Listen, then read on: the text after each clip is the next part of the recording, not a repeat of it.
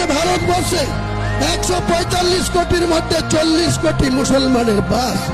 এই বাংলায় 37% মুসলমান আবাদি হ্যাঁ। আচ্ছা, এই ভিডিওটা থেকে আপনারা কি বুঝলেন সেটা আমাকে কমেন্ট করে জানাবেন। যেটা বলবো আমি, যে বাড়িতে যা যা আছে সেগুলো টোপলা করে রেখে দিন, কারণ আমাদের বাংলাকে আপনারা বাঁচাতে পারবেন না। আর বাংলা বাঁচাবেন কি? আরে নিজেদের মা বোনের সম্মান যারা বাঁচাতে পারে না, তারা বাংলা কি করে বাঁচাবে, তারা পশ্চিমবঙ্গে কি করে বাঁচাবে? তো আমি একটু মনে করিয়ে দিই যে এর আগে হিন্দুরা কত অত্যাচারিত হয়েছিল এই বাংলায়, এবং সেখান থেকে কত কষ্টে আমাদের হিন্দুরা মুক্তি পেয়েছিল সেটাও আপনারা জানেন।